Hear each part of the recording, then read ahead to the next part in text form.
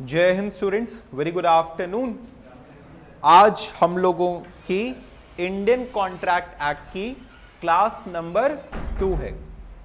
आज की क्लास में हम लोग क्या करने वाले हैं, तो आज हम आपको ऑफर एंड एक्सेप्टेंस के बारे में सिखाएंगे। ऑफर क्या होता है, एक्सेप्टेंस क्या होती है, उसके क्या रूल्स होते हैं, सारी चीजें। Very interesting part. लेकिन इससे पहले छोटा सा एक रीकैप। सबसे पहले हम लोगों ने सीखा कॉन्ट्रैक्ट क्या होता है। Agreement enforceable by law is called as contract. Agreement क्या होता है? Every promise and set of promises forming consideration for each other. हम लोग जब एक दूसरे को कुछ प्रॉमिस करते हैं जो कि एक दूसरे के लिए कंसिडरेशन का काम करे, उसे कहते हैं अग्रीमेंट। और जब वो अग्रीमेंट इन्फोर्सेबल बाय लॉ होता है, हम लोग उसे कहते हैं कॉन्ट्रैक्ट। सारे अग्रीमेंट कॉन्ट्रैक्ट हो ऐसा जरूरी नहीं है, लेकिन सारे कॉन्ट्रैक्ट्स अग्रीमेंट होते हैं क्योंकि वो इन्फोर्सेबल बाय लॉ होते हैं। Every contract is an agreement but every agreement may not be contract. इसके लिए केस स्टडी हम लोगों ने सीखी थी बैल्फोर वर्सेस बैल्फोर की, जिसमें पति बैल्फोर पत्नी बैल्फोर को 300 या 30 पाउंड देने का वादा करता है, बाद में मुकर जाता है। पत्नी जाती है कोर्ट में, कहती है कि ये वादा किया तो निभाना पड़ेगा, लेकिन कोर्ट कहता है कि जो वादा किया गया था वो डोमेस्टिक नेचर का था।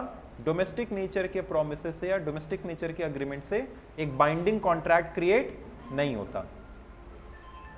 फिर हम लोगों ने सीखा था promise. When a person to whom proposal is made signifies his assent thereto. जब किसी को प्रपोजल किया गया और सामने वाला अपना असेंट दे दे, then it becomes a promise. So the proposal is said to be accepted and a proposal when accepted becomes a promise. तो जब एक पर्सन को कुछ प्रपोजल दिया जाए and he gives his acceptance, it is said to be accepted and the proposal when accepted becomes a promise. हम लोगों ने सीखा था कॉन्ट्रैक्ट के कुछ एसेंशियल एलिमेंट्स हैं। अग्रीमेंट होना चाहिए, फ्री कंसेंट होना चाहिए, लॉफुल कंसिडरेशन, पार्टीज कंपिटेंट होनी चाहिए, legal object not expressly declared to be void. कुछ ऐसे कंडीशंस थे जो कि सेक्शन 10 में नहीं दिए हुए थे, फिर भी हमको फॉलो करने पड़ते हैं, जैसे 2 पार्टीज होनी चाहिए, intention to create legal relationship, fulfilment of legal formalities, certainty of meaning and possibility of performance. Case studies इसके रिगार्डिंग हम लोगों ने पढ़ा था। देन इसके बाद है types of contract. Types of contract validity के बेसिस पे, तो एक है आपका वैलिड, दूसरा है वॉइड और तीसरा था वॉइडेबल। जो इन्फोर्सिबल बाय लॉ है वैलिड, जो इन्फोर्सिबल नहीं है वॉइड, और जो इन्फोर्सिबल है at the option of the one party but not at the option of other, then it is called as voidable. ऐसा कब होता था? जब धोखाधड़ी से या जबरदस्ती किसी से कॉन्ट्रैक्ट कराया जाए, तो जिसके साथ धोखाधड़ी की गई है, जिसके साथ जबरदस्ती की गई है, उसके ऑप्शन पे वो वॉइडेबल है। Illegal which the law forbids to be made. सारे कॉन्ट्रैक्ट्स जो इलीगल हैं वो वॉइड होंगे। हाँ, एक इलीगल कॉन्ट्रैक्ट के साथ में कुछ भी लिखा है, याद है कल वाला एग्जांपल? एक पन्ना इलीगल, बाकी पन्ने लीगल, तो पूरा का पूरा क्या हो जाएगा? वॉइड हो जाएगा। तो इलीगल के साथ कुछ भी होता है वो वॉइड हो जाता है। अच्छा, जो इलीगल है वो वॉइड होगा, लेकिन जरूरी नहीं है कि जो वॉइड है वो इलीगल होगा। इलीगल वाला फॉरबिडन बाय लॉ है, वॉइड वाला फॉरबिडन बाय लॉ नहीं है। इलीगल वाला पनिशेबल है, वॉइड वाला पनिशेबल नहीं है। अनइन्फोर्सेबल मतलब कोई टेक्निकल डिफेक्ट के कारण वो इन्फोर्सिएबल नहीं है। On the basis of formation, express which is by words spoken or written. Implied when a contract is entered not by words but by implication of law या फिर by act. Quasi contract, it is not an actual contract but it resembles a contract. E-contract, contract entered by electronic means. Executed, both the parties have performed their obligations. Executory, one of the parties have performed their obligations. किसी एक party ने perform किया, दूसरे का pending है। तो unilateral, दोनों का पेंडिंग है तो बाइलेटरल। अब यहां से आज स्टार्ट करते हैं class number 2, offer and acceptance. Okay, offer and acceptance. तो जब एक पर्सन दूसरे को कुछ करने की विलिंगनेस जताए, when one person signifies to another his willingness to do something और not to do something, to do something और नॉट टू डू समथिंग। हम अपना नाम किसी और को नहीं देंगे, हम आपके इलाके में बिजनेस नहीं करेंगे। कुछ ना करने का भी तो ऑफर हो सकता है ना, है कि नहीं? तो दिस इज क्या? Not to do something. An offer means when one person signifies to another his willingness to do something और not to do something with a view to obtaining the assent of that person. बोलो, with a view to obtaining the assent of that person, he is said to make an offer. Example, ये remote 200 रुपए का है, ये एक offer है कि नहीं है? ये रिमोट 200 रुपए का है, ये एक ऑफर है कि नहीं है? नहीं है। क्यों? क्योंकि हम सिर्फ प्राइस बता रहे हैं, ये ऑफर नहीं है। मैंने आपको कुछ बताया लेकिन कुछ करने या ना करने की विलिंगनेस नहीं जताई और उसमें आपका असेंट नहीं लिया। जैसे अगर हम आपसे कहें कि हम आपको ये रिमोट बेचना चाहते हैं 200 रुपए में, I want to sell you this remote for rupees 200. Is this an offer? No. I want to sell you this remote. I did not offer you. Will you buy? Will you buy it? ना क्या कर रहे हैं हम? अब आपको बता रहे हैं कि अभी ऑफर है, पूछ नहीं रहे हैं कोई। सुनिए, this remote is of 200. Offer नहीं है। I want to, ऐसे तो I want to do many things, ठीक है। हम कह दें कि I want to buy your bike, आपने कहा yes, okay, deal done। नहीं, I want to, I haven't made an offer, ये तो मेरी इच्छा है। ये इच्छा जब हम आपकी असेंट लेने के लिए करें, then it becomes an offer, ठीक है। तो this is just telling you the price या फिर my willingness। जब हम अपनी willingness आपका असेंट लेने के नजरिए से करते हैं, then it becomes a proper offer। जैसे say for example, हमने दुकान पे कुछ सामान रखा, obviously मेरी willingness क्या है? आपको उसे बेचने का। आप आए, आपने जैसे मान लीजिए हमने दुकान पे कुछ सामान रखा था, हम क्या सामान रखे थे? क्या किसी चीज की दुकान का एग्जाम्पल लो, कोई भी दुकान का एग्जाम्पल लो। हाँ, कोल्ड ड्रिंक।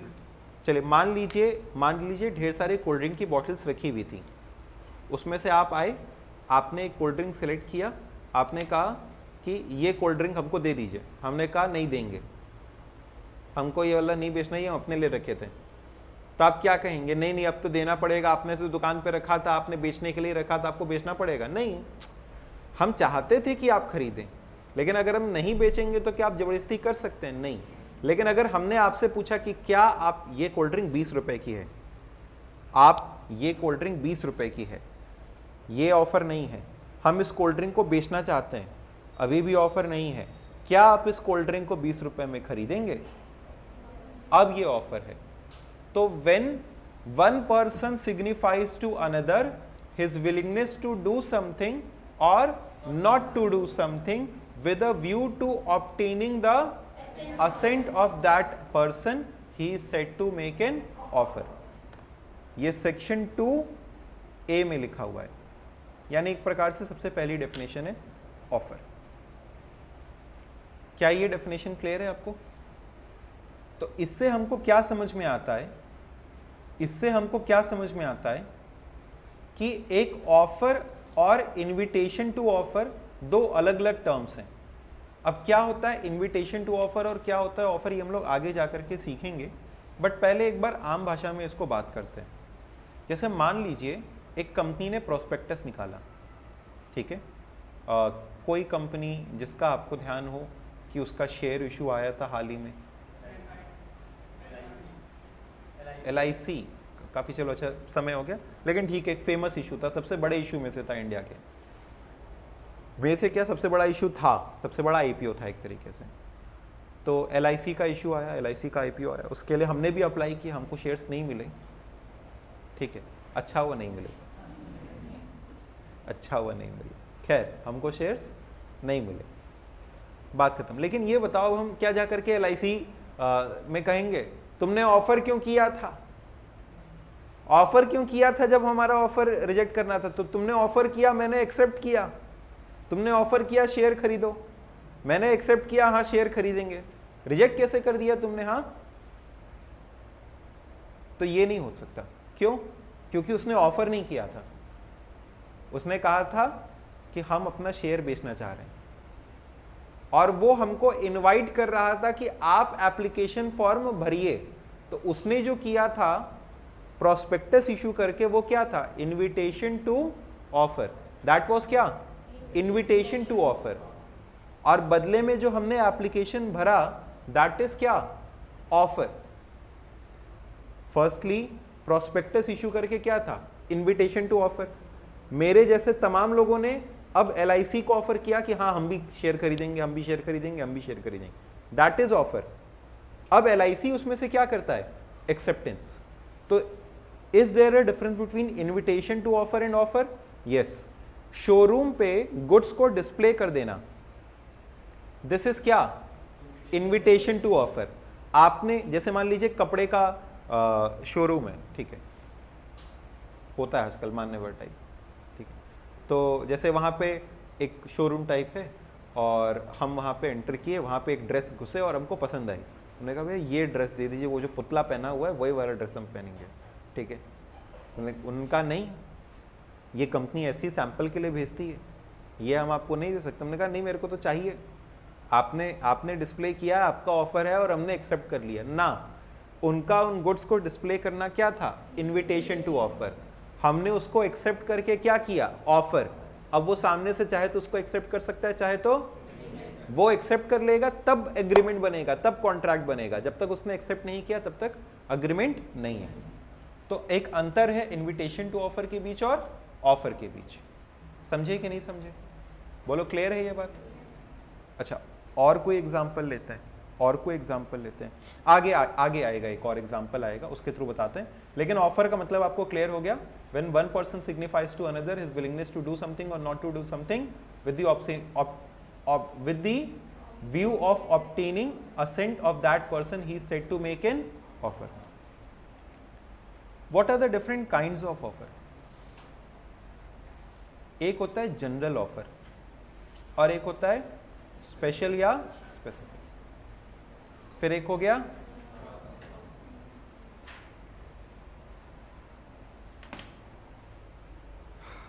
यहां तक की बातें क्लियर थी ना सबको? सबसे पहला है जनरल ऑफर। जनरल ऑफर का मतलब एक ऐसा ऑफर जो कि पब्लिक एट लार्ज को किया गया और उसको कोई भी एक्सेप्ट कर सकता है। मैंने आपसे कहा कि मैं एक क्वेश्चन आपको देता हूं सॉल्व करने के लिए, जो उस क्वेश्चन को सही सॉल्व करेगा उसको ये कैलकुलेटर इनाम में मिलेगा। हम एक क्वेश्चन देते हैं आपको सॉल्व करने, जो इसको सॉल्व करेगा उसको ये कैलकुलेटर इनाम में मिलेगा। अच्छा ये बताओ, ये ऑफर हर किसी के लिए है या ये ऑफर सिर्फ इस क्लास के लिए है? ये सिर्फ इस क्लास के लिए है। बाहर से कोई आदमी आकर के कह रहे आपने जो क्वेश्चन दिया तो मैंने सॉल्व कर दिया, लाइए कैलकुलेटर, नहीं, क्योंकि हम ये ऑफर स्पेसिफिकली अपनी क्लास को दे रहे थे। ये एक स्पेशल या स्पेसिफिक ऑफर हो गया। कैसा हो गया? स्पेशल या स्पेसिफिक ऑफर। एक्स का बच्चा खो गया, एक्स का बच्चा खो गया, एक्स ने एक इख्तियार निकाला, जो मेरे बच्चे को खोज के लेकर के आएगा उसको 20,000 रुपए का इनाम देंगे, ठीक है। जो उसके बच्चे को खोज के लाएगा उसको 20,000 रुपए का इनाम देंगे। अब ये बताओ, अगर आप उसके बच्चे को खोज करके ले जाओ तो आपको इनाम मिलेगा? हाँ, क्योंकि कैसा ऑफर है? जनरल ऑफर है। उसने ये तो कहा नहीं कि नहीं भैया ये हमारे जान पहचान का ही कोई आदमी होना चाहिए या हमारी शहर का ही आदमी होना चाहिए, तो कोई भी एक्सेप्ट कर सकता है ना। कोई भी अगर उनके बच्चे को खोज करके ले जाए तो उसको 20,000 रुपये मिलेंगे। तो एक होता है जनरल ऑफर और एक होता है स्पेशल या specific offer. General offer can be accepted by anyone, it is made to public at large and it can be accepted by anyone having the knowledge of that offer। जिसको उस offer की knowledge है वो उसको accept कर सकता है। It can be accepted by anyone, it can be accepted by anyone performing the conditions of offer। जो भी उसके conditions को perform कर रहा है वो ऑफर एक्सेप्ट कर लेगा। When an offer is made to a specific या ascertained person, it is called specific या स्पेशल ऑफर। स्पेशल या specific offer, it can be accepted only by the person to whom it is made. इसको केवल कौन accept कर सकता है? जिसको वो किया गया, और कोई इसको एक्सेप्ट नहीं कर सकता। अब सुनना, हम लोग दो बड़ी ही मजेदार केस स्टडी पढ़ेंगे। एक है Carlill versus Carbolic Smoke Ball company और एक है बोल्टन वर्सेस जोन्स की। सबसे पहली केस स्टडी आपको पढ़ा रहे हैं किसकी? Carlill versus Carbolic Smoke Ball company. क्या हुआ था इस केस स्टडी में? सुनना।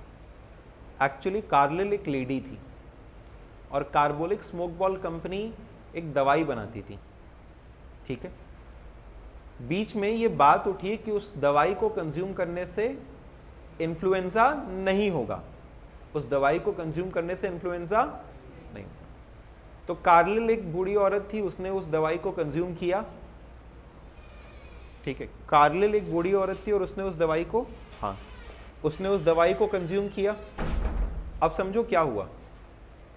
कार्बोलिक स्मोक बॉल कंपनी ने एक इश्तिहार निकाला था और उसमें उसने ओपनली लिखा था कि हमारी स्मोक बॉल को जो भी कंज्यूम करेगा उसको इन्फ्लुएंजा नहीं होगा, अगर उसको इन्फ्लुएंजा हुआ तो उसको 100 पाउंड इनाम में देंगे। अरे तो वैसे ही हो गया जैसे कंपनी कहती है कि अगर ये हुआ तो ये चैलेंज, 1 लाख रुपए का चैलेंज, 1 करोड़ रुपए का चैलेंज, है कि नहीं?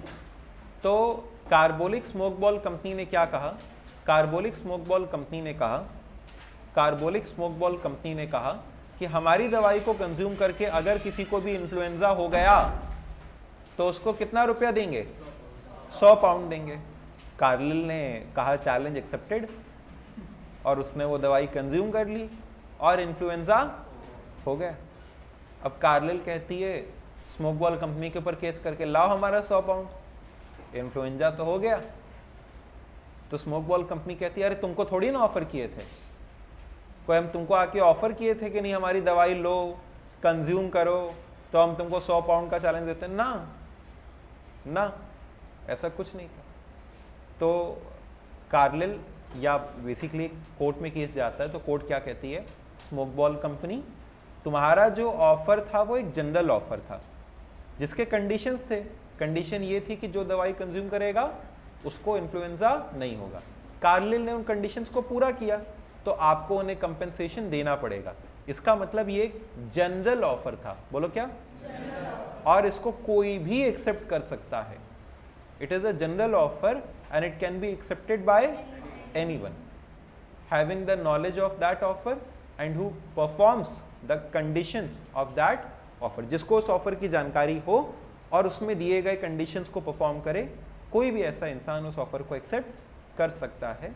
तो अगर कार्लिल ने एक्सेप्ट किया है तो आपको उनको कंपेंसेशन देना पड़ेगा, ठीक है। ये किसके लिए था बताओ? नेक्स्ट क्या है बताओ? स्पेशल या स्पेसिफिक? पहले बताओ ये केस स्टडी क्लियर है? Everybody in the live section please confirm, क्या ये केस स्टडी क्लियर है? क्या यहां तक की डिस्कशन क्लियर है? जनरल ऑफर कोई भी एक्सेप्ट कर सकता है।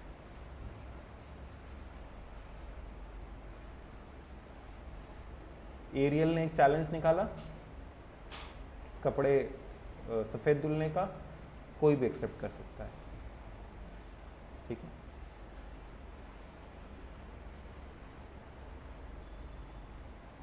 Yes, okay. नेक्स्ट है आपका केस स्टडी स्पेसिफिक का। अगर मैंने आपको ऑफर किया कि देखो भाई ऐसा है, हमको आप क्या बना करके दे सकते हो? मान लीजिए आपकी कोई शॉप थी, ठीक है, मान लीजिए आपकी चश्मे की एक दुकान थी, क्या नाम आपका? मयंक। मयंक की चश्मे की एक दुकान है, ठीक है। यहाँ ये जिस एरिया में हम लोग हैं, लोहराबीर एरिया है वाराणसी का, तो यहाँ पे मयंक की चश्मे की दुकान है। हम मयंक से काफ़ी सालों से काम करवाते आ रहे थे, चश्मा इन्हीं से बनवाते थे, हालांकि पहनते नहीं हैं, चश्मा इन्हीं से बनवाते थे। तो हम मयंक के पास जाते हैं, चश्मा बनवाने के लिए ऑर्डर देते हैं, ठीक। अब ऐसे ही करके एक बार और हुआ, हमने कहा कि भाई मयंक मेरे को चश्मे बनवाने हैं। अब एक बार की बात है, मयंक ने वो दुकान खाली कर दी थी, वो किसी दूसरी दुकान में शिफ्ट हो गया था। इनकी जगह पे उसी दुकान में से फॉर एग्जाम्पल अंकित आ गया था। हमारा नाम अंकित ही है ना, तुमको एग्जाम्पल में इंक्लूड ही नहीं कर सकते, तुम्हारा नाम ले लेते हैं, क्या नाम? जय। तो से फॉर एग्जाम्पल उसी दुकान में जय आ गया था। अब हम कॉल मिला रहे थे, भाई दुकान का नंबर वही था, ठीक है, हम कॉल मिला रहे थे, हमने कहा हाँ भाई मयंक क्या हाल। अब जय समझ गया कि ये जरूर मयंक की किसी पुराने कस्टमर का कॉल है, लेकिन जय बताता नहीं है कि मैं मयंक नहीं बोल रहा हूँ, जय बोल रहा हूँ। और जय कहता है हाँ हाँ सब बढ़िया, आप बताइए। अरे भाई मयंक ऐसा है, मेरे को एक चश्मा बनवाना था, वही जिसमें क्या आइस प्रोटेक्ट, ब्लू कार्ट, तो ब्लू कार्ट लेंसेज मेरे को बनवाने थे, ऐसा चश्मा मेरे को बना करके दे दो। ये सामने से कहता हाँ सर बिल्कुल बन जाएगा, 2000 रुपये लगेंगे सिर्फ, आपका बढ़िया चश्मा बना करके आपको भेज देंगे। हमने कहा ठीक है मयंक मेरे को भेज देना। मैंने बार बार कहा कि ये ऑर्डर किसके लिए है, ये ऑर्डर किसके लिए है? मयंक के लिए। अब जय बना करके भेज देता है, और जय जब बना करके इसको भेजता है तो कहता है ये लीजिए सर आपको आपका चश्मा। हमने कहा नहीं मैंने तो मयंक को ऑर्डर किया था। जय कहता है तो क्या हुआ, हम आपको वही चश्मा बना करके दे रहे हैं, आया तो मेरे पास ऑर्डर था, हमने उसको एक्सेप्ट कर लिया। तो ऐसा नहीं है। क्या ये चलेगा? नहीं चलेगा। अगर मैंने ऑर्डर मयंक को दिया है तो उसको एक्सेप्ट कौन कर सकता है? केवल मयंक। जय उसको आकर के सामने से एक्सेप्ट नहीं कर सकता। कुछ ऐसा ही हुआ बोल्टन वर्सेस जोन्स के केस में। इसमें क्या हुआ, 3 लोग थे, बोल्टन, जोन्स और ब्रॉक। हुआ क्या था, Bolton bought a business from Brock. Bolton ने बिजनेस किससे खरीद लिया था? यानी अब मालिक कौन बन गया था बिजनेस का? बोल्टन। पहले कौन था? Brock. Jones who was Brock creditor, Jones ने पैसे देके रखे थे किसको? ब्रॉक को। तो जोन्स जो है ब्रॉक का क्या था? क्रेडिटर था। तो अब जोन्स क्या करता है, कुछ ऑर्डर देता है। जैसे मान लो मेरा पैसा मयंक के पास बकाया होता, ठीक है, उसके लिए हम ऑर्डर दे रहे हैं, तो वैसे ही करके जोन्स क्या करता है, एक ऑर्डर देता है किसको? ब्रॉक को। किसको ऑर्डर देता है? ब्रॉक को। लेकिन ब्रॉक तो बिजनेस किसको बेच चुका था? बोल्टन को। तो बोल्टन इस ऑर्डर को डिलीवर कर देता है किसको? जोन्स को। अब बाद में जोन्स कहता है अरे वो मेरा पैसा बकाया था ना, उसी में खत्म पैसा। बोल्टन का दिमाग खराब हो जाता है, कहता है अरे वो पैसा तुम्हारा ब्रॉक से बकाया रहा होगा। तो जोन्स कहता है अरे तो हमने गुड्स के लिए ब्रॉक को ही तो कहा था। तो बोल्टन कहता है नहीं, उसने तो बिजनेस बेच दिया। अब ये केस चला गया किसके पास? कोर्ट के पास। पहले तुमको इनके बीच का क्या कांड था समझ में आया कि नहीं आया? समझ गए इस पूरे केस को कि क्या लड़ाई चल रही है बोल्टन और जोन्स के बीच में? जोन्स कह रहा है हम तो ब्रॉक को कहे थे, बोल्टन कह रहा है उसने तो बिजनेस बेच दिया, तो हमने तुमको भेज दिया, अब तुम उसका पैसा दो। वो पैसा तुम ब्रॉक से सल्टाना जो उसका बकाया था। अब समझो कोर्ट ने क्या कहा। कोर्ट ने कहा कि भाई साहब पहले जोन्स ने बताओ किसको ऑर्डर दिया? बोल्टन कहता है ब्रॉक को। तो बोल्टन ये बताओ तुमने वो ऑफर एक्सेप्ट कैसे कर लिया? वो एक स्पेसिफिक ऑफर था जो कि किसको किया गया था? ब्रॉक को। तो उसको केवल कौन एक्सेप्ट कर सकता था? ब्रॉक। तो तुम्हारा सेल ही इनवैलिड है। अपना गुड्स भले वापस ले लो, अपना गुड्स वापस ले लो। जोन्स उसके लिए पैसा क्यों देगा? वो सेल ही इनवैलिड है, क्योंकि ऑफर का एक्सेप्टेंस ही नहीं हुआ, सही पर्सन ने एक्सेप्टेंस नहीं किया, वो ऑफर तुम्हारे लिए था ही नहीं। तो जो इनके बीच में कॉन्ट्रैक्ट हुआ है बोल्टन और जोन्स के बीच में, वो क्या है? इनवैलिड। तो एक तरीके से जोन्स बोल्टन को पैसा देने के लिए लायबल नहीं होगा। इनफैक्ट जो सामान भी आया है वो जोन्स को क्या करना पड़ेगा? रिटर्न करना पड़ेगा, अगर सामान आ गया तो। समझे कि नहीं समझे? क्लियर हुआ कि नहीं हुआ? Everybody in the live section, Bolton versus Jones specific offer के लिए। Bolton bought a business from Brock. Jones, who was Brock's creditor, placed an order with Brock to supply certain goods. Even though the order was in the name of Brock, Bolton delivered the goods. Bolton ने deliver कर दिया उसे। Now Jones wanted to adjust the due amount against delivery of goods. There is no valid contract between Bolton and Jones, as the offer was made specially to Brock, and these can't be accepted by Bolton. Adjusting the dues valid है या invalid है? Adjusting the dues is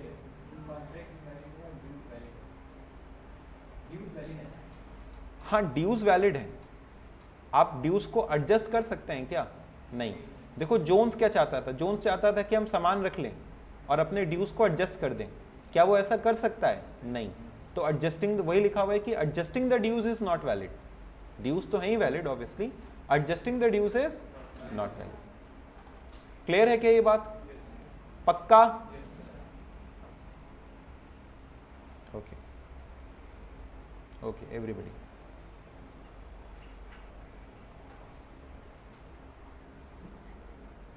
चल अगला क्या category है बताओ? Cross offer.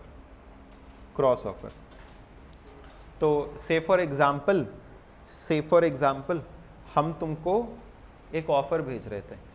हमने ना तुमसे एक दिन व्हाट्सएप करके पूछा कि ऐसा है, जैसे मान लीजिए हमने आप में से किसी को पूछा, नंदिनी, सही ना बोले?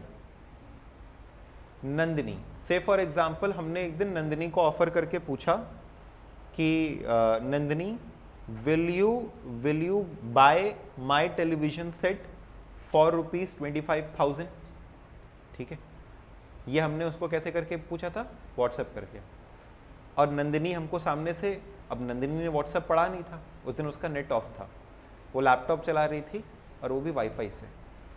तो वो लैपटॉप चला रही थी और उसने लैपटॉप चलाते चलाते हमको मेल भेजा, sir I have seen your television in the coaching, I really like the television set, will you cell me this television for ₹25,000। अब हमने भी वही ऑफर किया, इसने भी वही ऑफर कर दिया, तो हम लोगों का एक बाइंडिंग अग्रीमेंट आपस में, सर एडजस्टिंग नहीं समझ आया, हम आते हैं प्रणव वापस उस पर। हमने भी वही ऑफर कर दिया, नंदिनी ने भी वही ऑफर कर दिया, तो हमारे बीच में एक बाइंडिंग अग्रीमेंट क्रिएट हो गया कि नहीं हो गया? हाँ, हमारे बीच में एक बाइंडिंग अग्रीमेंट क्रिएट हो गया कि नहीं हो गया? नहीं हुआ। हमने भी ऑफर किया, उन्होंने भी ऑफर किया, हम दोनों का ऑफर एक जैसा था, लेकिन एक्सेप्टेंस तो किसी ने भी अभी नहीं किया। सुबह उठ करके हम क्या करते हैं? अपना मैसेज डिलीट कर देते हैं। इसने पढ़ा नहीं था, हमने अपना मैसेज डिलीट कर दिया और इसके ईमेल पे मैंने लिख दिया नो। अब बाद में कहती है, अरे आपने भी तो वही व्हाट्सएप मैसेज भेजा था। हमने कहा तुमने हाँ कहा था क्या? नहीं। तो हमने तो भेजा था, तो हमने कहा हमने तो ना भेज ही दिया। यानी अगर हम दोनों एक दूसरे से आइडेंटिकल ऑफर एक्सचेंज करें, भले वो सेम है, आइडेंटिकल ऑफर एक्सचेंज किया, लेकिन फिर भी अग्रीमेंट नहीं बनता, दिस इज कॉल्ड एज क्या? Cross offer. तो when two parties exchange identical offers with each other in ignorance of the other person's offer, when two parties exchange identical offers with each other in ignorance of the other person's offer, हमको नहीं पता था नंदिनी आपने offer किया है, आपको नहीं पता था कि हमने ऑफर किया है, in ignorance of each others offer, अगर हम लोग आइडेंटिकल ऑफर्स एक्सचेंज करें then it will be called as क्या? Cross offer. और क्या क्रॉस ऑफर से एक बाइंडिंग अग्रीमेंट क्रिएट होता है? जवाब है नहीं, बाइंडिंग अग्रीमेंट क्रिएट नहीं होता है। बोलो क्लियर हुआ कि नहीं हुआ? हाँ एक और एग्जाम्पल, और देखो ना एग्जाम्पल की कमी है क्या हमारे पास। एक्स ने ऑफर किया वाई को क्या,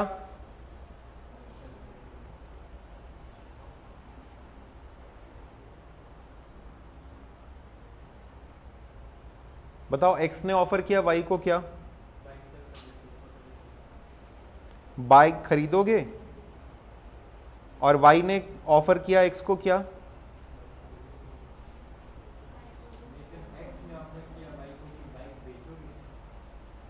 just give me a minute, खरीदा बेची अभी हम देखते हैं।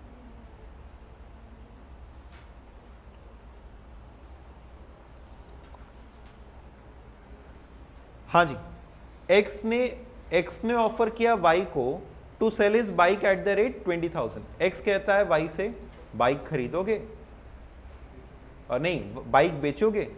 इन ignorance of X's offer Y ने ऑफर किया एक्स को कि हमसे बाइक खरीदोगे 20,000 रुपए में। दोनों का ऑफर सेम है कि नहीं है, लेकिन फिर भी इनके बीच में बाइंडिंग एग्रीमेंट क्रिएट नहीं होगा। तो जब दो पार्टीज एक दूसरे से आइडेंटिकल ऑफर एक्सचेंज करें in ignorance of the other person's offer, it is called as cross offer. It is called as क्या? प्रणव देखिए, एडजस्टिंग द ड्यूज का मतलब ये था, अगर मान लीजिए हमने आपको 50,000 रुपए दिए हुए हैं और आपसे 30,000 रुपए का सामान खरीद लिया। अब हम आपको 30,000 रुपए देने की जगह कह रहे हैं कि हम वो 30,000 रुपए तुम्हारे बकाए में से एडजस्ट कर देते हैं, तो क्या ये चल जाएगा? इसी को कहते हैं एडजस्टिंग द ड्यूज। इसी को कहते हैं एडजस्टिंग द ड्यूज। अगर बकाए पैसे में से हम कुछ एडजस्ट कर दें पैसा, उसी को एडजस्टिंग द ड्यूज कहते हैं। और यही कौन करना चाहता था? जोन्स। लेकिन वो ऐसा नहीं कर सकता था क्योंकि बोल्टन और जोन्स के बीच में कोई एग्रीमेंट ही नहीं हुआ था। हाँ भाई, ये बताओ, क्रॉस ऑफर क्लियर हुआ? When two parties exchange identical offer with each other in ignorance of the other person offer, it is called as cross offer. It does not result into a contract as there is no acceptance. Clear everybody? Yes, sir.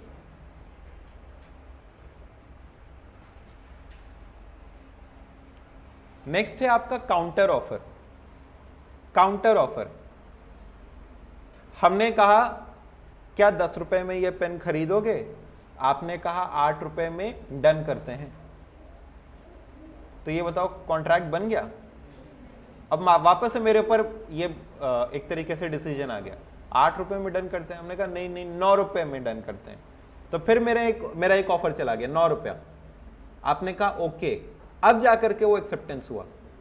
तो जब हम एक qualified acceptance देते हैं, qualified मतलब पढ़ा लिखा acceptance नहीं, कंडीशनल एक्सेप्टेंस।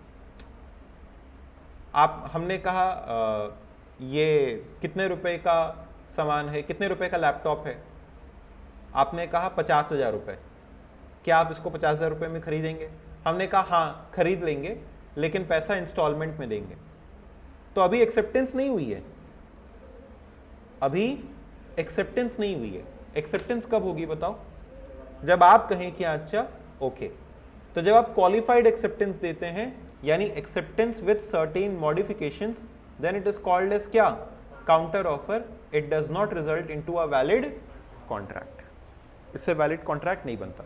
तो when offeree gives a qualified acceptance to the offer that is with certain modifications, it is called as counter offer. It does not result in a valid contract. सवाल आया sir, अगर दोनों ही लोग offer कर रहे हैं तो इसका मतलब यही ना कि दोनों इंटरेस्टेड हैं, तो क्यों नहीं वैलिड होगा? दोनों इंटरेस्टेड हैं, पर जब तक दोनों में से कोई एक्सेप्टेंस ना दे दे तब तक ये कॉन्ट्रैक्ट नहीं बनेगा। ठीक है, इज दिस क्लियर और नॉट? क्योंकि समझो, ये अपने इंटरेस्ट की बात नहीं हो रही है, लीगल रिलेशनशिप की बात हो रही है। और लीगल रिलेशनशिप तभी क्रिएट होगा जब एक का ऑफर हो और दूसरे का एक्सेप्टेंस हो। दोनों के ऑफर से दोनों का इंटेंशन समझ में आता है, रिलेशनशिप क्रिएट नहीं होती है कि नहीं?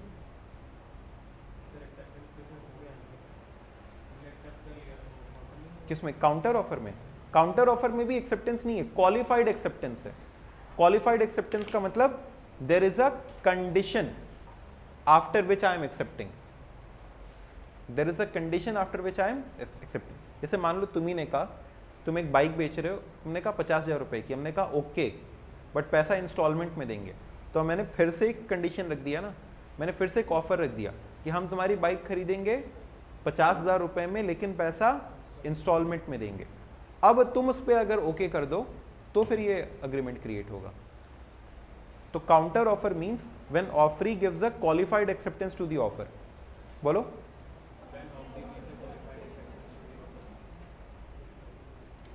स्टैंडिंग, कंटिन्यूइंग या open offer, an offer which is allowed to remain open for a certain period of time is called as standing, continuing या open offer. Next, what are the essential conditions of a valid offer? एक valid offer के क्या क्या essential conditions होते हैं?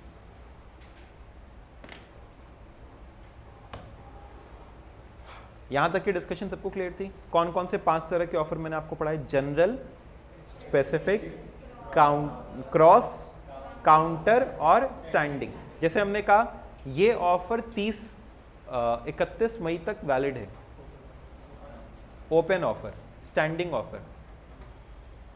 अभी खरीदोगे 20,000 में, अभी के अभी हाँ कहा तो ठीक, ये नहीं शाम को फोन करके हाँ मंजूर है।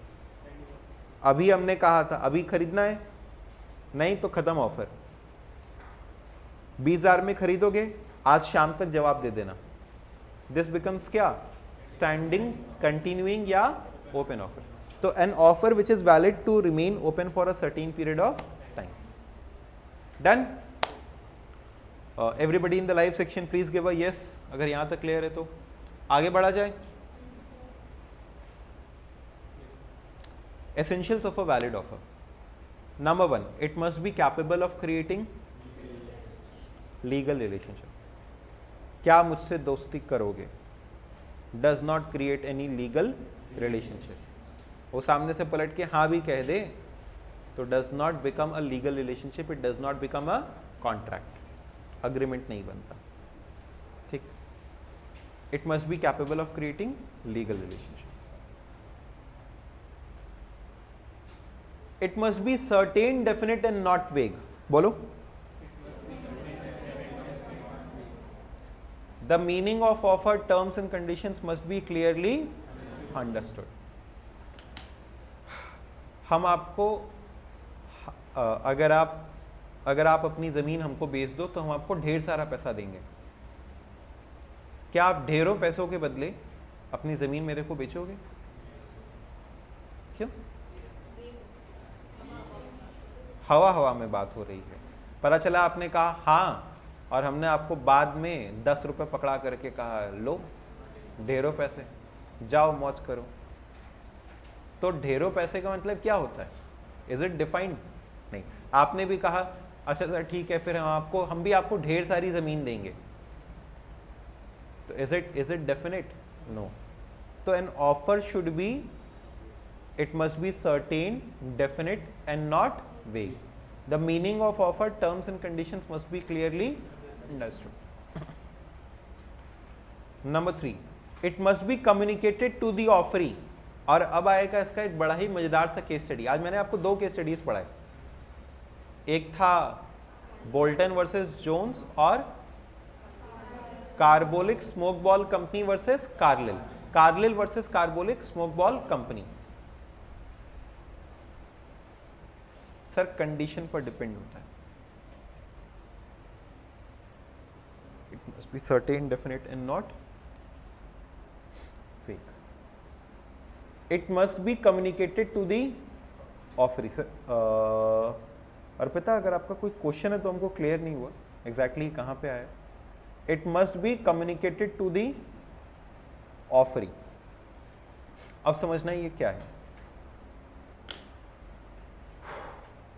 बड़ा ही मजेदार सा है, केस स्टडी है इसकी। केस स्टडी का नाम है लालमन शुक्ला वर्सेस गौरी दत्त। क्या नाम है? Lalman Shukla versus Gauri Dutt.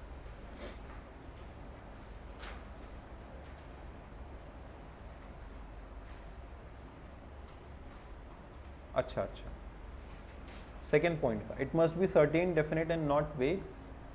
The meaning of offer, terms and conditions must be clearly understood. हाँ वही है कि जो मीनिंग है वो क्लियर होनी चाहिए, क्या लिखा हुआ है, क्या होगा, वो सारी चीज़ें आपको एकदम क्लियर कट उसमें डिफाइंड होनी चाहिए. लालमन शुक्ला वर्सेस गौरी दत्त.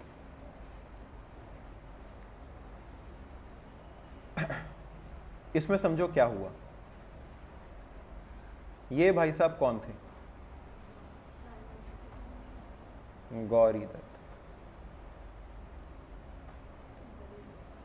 और ये कौन था? इतना सीधा साधा लालमन. ठीक है. अब क्या हुआ एक बार कि गौरी दत्त, इस पूरे स्टोरी का जो मेन विलन रहता है वो रहता है ये छोटा बच्चा. एक दिन गौरी दत्त का नेफ्यू ऐसे ही घूमते फिरते कहीं गलियों में खो जाता है.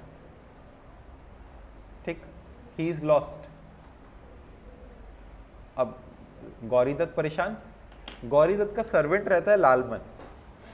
तो गौरी दत्त लालमन को बुलाता है, कहता है लालमन इधर आना. कहता है हाँ साहब बोलिए. अरे वो हमारा भांजा खो गया है, जरा सा उसको खोज के लाना. तो लालमन कहता है ठीक है साहब, मैं अभी जाता हूँ, जितना भी समय लगे हम उसको खोज के लेकर के आएंगे. गौरी दत्त लेकिन उतने में और ज़्यादा परेशान हो जाता है. तो गौरी दत्त उसी दौरान अखबार में एक इश्तिहार निकालता है. ठीक है, एक्टिव रहता है.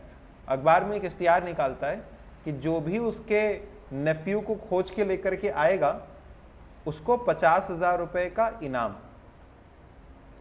जो भी उसके नेफ्यू को खोज के लेकर के आएगा उसको 50,000 रुपये का इनाम मिलेगा. ऐसा एडवर्टाइजमेंट किसने लॉन्च किया? ऐसा एडवर्टाइजमेंट गौरी दत्त ने लॉन्च किया. ठीक है. लालमन ने उस एडवर्टाइजमेंट को पढ़ा नहीं था, ऐसे भी अंगूठा छाप रहता है. ठीक है. तो ये क्या करता है, इसका नेफ्यू एक दिन इसको कहीं गली में भटकते भटकते मिल जाता है. वो उसको उठाता है और उठा करके लेके आता है गौरी दत्त के पास. कहता है लीजिए साहब आपका नेफ्यू. गौरी दत्त लालमन की पीठ थपथपाता है और कहता है बहुत बढ़िया, शाबाश लालमन, जाओ. लालमन निकल जाता है. जैसे ही बाहर निकलता है तो लालमन को दिखाई देता है अखबार में उसकी फोटो, उसके बच्चे की फोटो. उसमें नीचे लिखा रहता है 50,000 रुपये. वो समझ जाता है कि इसके ऊपर 50,000 रुपये का इनाम है. तो वापस दौड़ के जाता है गौरी दत्त के पास, कहता है साहब पैसे मेरे. गौरी दत्त कहता है कैसे पैसे? अरे वो आपने अखबार में छापा है ना कि जो आपके भांजे को खोज करके लेकर के आएगा आप उसको इनाम का पैसा दोगे 50,000 रुपया. लाओ मेरे को, मैंने ये काम किया है. तो गौरी दत्त कहता है नहीं देंगे पैसा. क्योंकि क्या तुमको ऑफर की जानकारी थी? लालमन कहता है नहीं. तो जिस ऑफर की जानकारी नहीं थी उसका एक्सेप्टेंस नहीं हो सकता. जिस ऑफर की जानकारी नहीं थी उसका एक्सेप्टेंस नहीं हो सकता. समझ रहे हो बात को? जैसे एक और एग्जाम्पल लेते हैं. एक बार क्या था, एक फास्ट फूड वो था, एक फास्ट फूड का आउटलेट था. वहाँ पे वो लोग एक ना आजकल दिखाते हैं ना कि बड़ा बड़ा बर्गर और ऐसे पिज़्ज़ा, तो एक बड़ा सा बर्गर वो बनाए थे और उनका वहाँ पे चैलेंज चलता था. चैलेंज चलता था कि जो उनके बर्गर को आधी घंटे में ख़त्म कर देगा उसको 10,000 रुपये का इनाम मिलेगा. ठीक. अब मान लो एक दिन वहाँ पे एक आदमी जाता है. मान लो आप वहाँ पे जाते हो, आपने उसका इश्तिहार नहीं पढ़ा था या आपने उसका ऑफर नहीं पता था कि जो उस बर्गर को, बड़ा बर्गर रहता है, जो उस बर्गर को आधी घंटे में ख़त्म करेगा उसको 10,000 का इनाम मिलेगा. भाई आप भूखे प्राणी, आप पहुँच गए और वहाँ पे आप आधी घंटे क्या 20 मिनट में उसका बर्गर सफाचट कर जाते हो.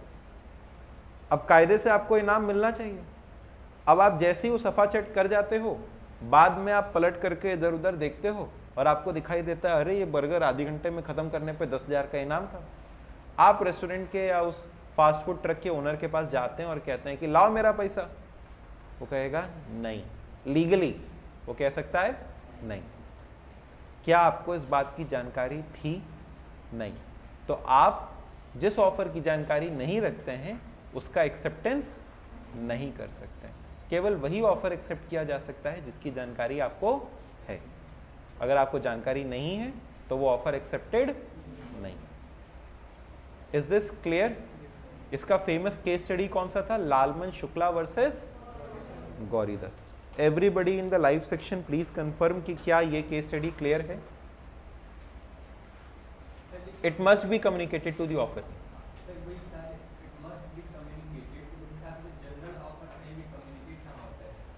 नहीं, जनरल ऑफर भी कम्युनिकेट होता है। कार्लिल को अगर पता नहीं होता कि इस दवाई को कंज्यूम करने पे अगर इन्फ्लुएंजा हो जाए तो 100 पाउंड का उसके अंदर में कंपेंसेशन है, हर्जाना है, तो कार्लिल वो कंपेंसेशन क्लेम नहीं कर सकती थी।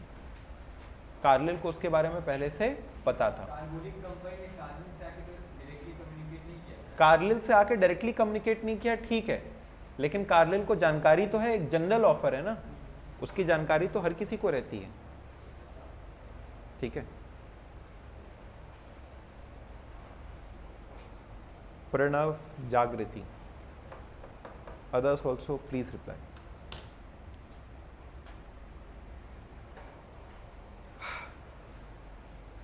बहुत सारी केस स्टडीज पढ़ानी है हमें आज आपको। अब अगली केस स्टडी बताओ कौन सी पढ़ाएंगे? Harvey versus facie.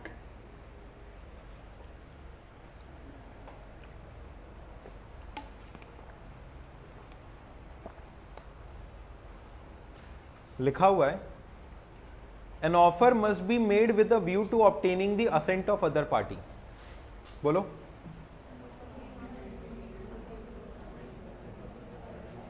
mere statement of intention or acknowledgement of a fact does not amount to offer.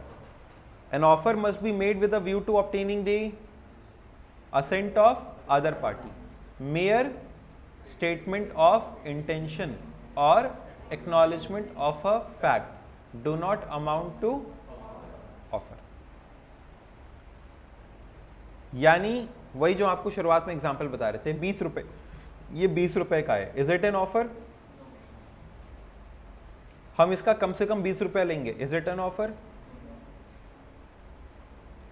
क्या आप इसको 20 रुपए में खरीदेंगे?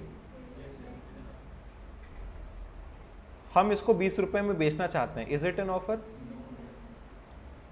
अभी ऑफर नहीं, ये केवल मेरा इंटेंशन है, इंटेंशन है, अभी ऑफर नहीं है।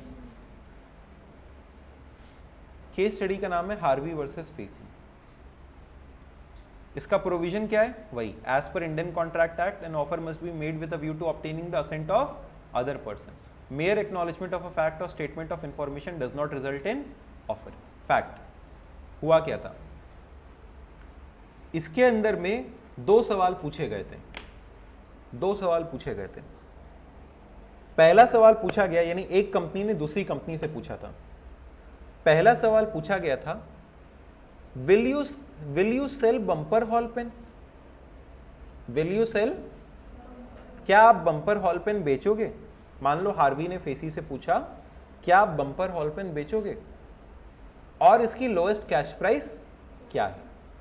और इसकी लोएस्ट कैश प्राइस क्या है? अब सामने से उनका जवाब आया, लोएस्ट कैश प्राइस 900 रुपए। क्या इसका मतलब एक्सेप्टेंस हो गई थी? उसने ये नहीं कहा कि yes I will sell you this pen for ₹900। उसने कहा लोएस्ट कैश प्राइस 900 है। तो सामने से उसने कहा okay agreed, I will by this. लेकिन बाद में उसने ना कर दिया, हम ठीक है तुम अग्रीड मतलब क्या, हम नहीं बेचेंगे तुमको। तो फिर उसके बाद हार्वी केस लेकर के चला गया कि अरे ये कैसे, इसने तो हाँ कहा था, तो मुकर कैसे गया इस बात से? तो कोई दिक्कत की बात नहीं है, हमने केवल ये कहा था कि इसका लोएस्ट कैश प्राइस ये है। मेयर स्टेटमेंट ऑफ प्राइस और acknowledgement of a fact does not result in an offer. इससे ऑफर नहीं होता।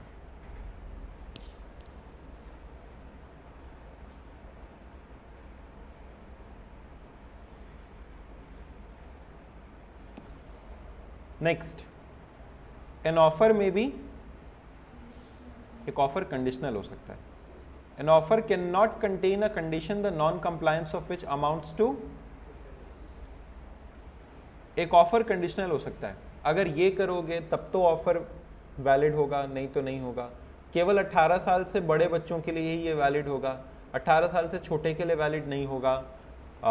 मान लीजिए एरियल चैलेंज, ठीक है, कि हमारे कपड़े सबसे सफ़ेद रहेंगे, लेकिन उसमें उनका कुछ ना कुछ कंडीशन होगा कि आप कपड़ों को ऐसे धुलेंगे, ये करेंगे, वो करेंगे, कंडीशन होता है ना। तो एक ऑफर होता है, ऑफर के अंदर में कंडीशन हो सकती है। An offer can not contain a condition the non compliance of which amounts to acceptance. Very very important, very good point, पढ़ो। एन ऑफर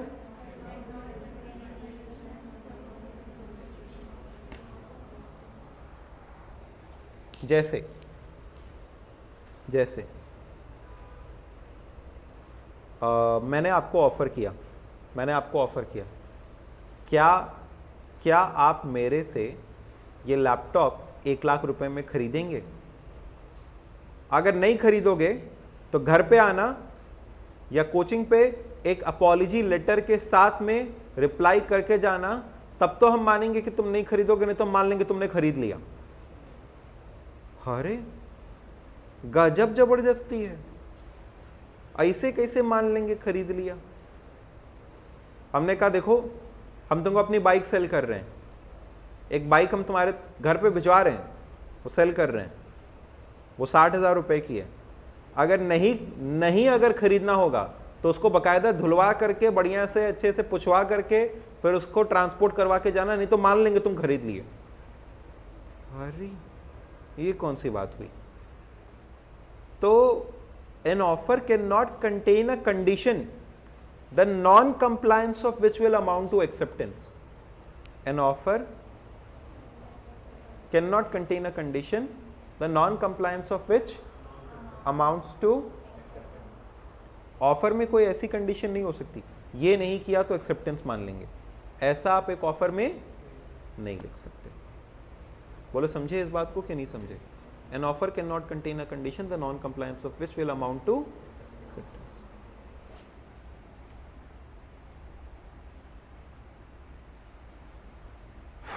यानी आपके कुछ नहीं करने से उसका एक्सेप्टेंस नहीं माना जाएगा, ऐसा नहीं कह सकते, ऐसा ऑफर नहीं लेकर के आ सकते कि ऐसा नहीं किया तो मान लेंगे एक्सेप्ट। तुम्हारे पास सामान भेजे और कहा कि नहीं एक्सेप्ट करना है तो हमको 1 हफ्ते के अंदर रिप्लाई करके भेज देना, नहीं तो एक्सेप्टेंस मान लेंगे, ऐसा नहीं हो सकता। An offer should be distinguished from invitation to offer। बताओ प्रोस्पेक्टस छापना क्या होता है? Invitation to offer. टेंडर निकालना, कभी सुनो टेंडर निकलता है? जैसे मान लो एक सड़क बनानी है, सड़क बनाने के लिए टेंडर निकाला गया, उसको 100 लोग भरेंगे। अब 100 लोग के अंदर में जरूरी है सभी 100 का एक्सेप्टेंस हो जाएगा? नहीं। तो टेंडर निकालना क्या है? Invitation to offer. वो सामने से जो टेंडर भरेगा वो क्या है? ऑफर। उसमें से किसी एक का क्या किया जाएगा? एक्सेप्टेंस। समझ गए बात को? प्रोस्पेक्टस है invitation to offer. Display of goods in a showroom क्या है? Invitation to offer. Auction sales, हम कोई एक गुड नीलाम कर रहे हैं, यानी हम कह रहे हैं कि तुम सामने से ऑफर दो। तुमने कहा 1 लाख, सबसे ज्यादा तुमने कहा, तो जरूरी है तुम्ही को बेचेंगे? नहीं, हम मना भी कर सकते हैं, जाओ नहीं बेचते तुमको। तो हम ऑक्शन कर रहे हैं तो क्या कर रहे हैं? तुमको इनवाइट कर रहे हैं, तुम आओ ऑफर दो। Is this clear? So an offer should be distinguished from क्या? Invitation to offer. Lalman versus Shukla पढ़ लिए, हार्वी वर्सेस फेसी पढ़ लिए। अब इसके बाद हम लोग क्या पढ़ेंगे? एक्सेप्टेंस। अभी तक मैंने आपको क्या पढ़ाया? ऑफर। अब एक्सेप्टेंस पढ़ेंगे, फिर इसके बाद इसमें भी कुछ 1-2 केस स्टडीज है और इसकी टाइम लिमिट पढ़ेंगे। चलो please take a 5 minutes break. मिलते हैं 5 मिनट के ब्रेक के बाद।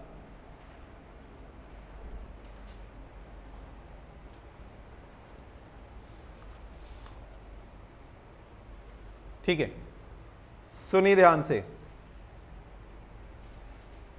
हम लोग अब सीखने वाले हैं, ऑफर के बारे में तो सीख लिया, हम लोग सीखने वाले हैं एक्सेप्टेंस के बारे में। ठीक है, एक्सेप्टेंस मीन्स क्या? When a person to whom proposal is made signifies his assent there to.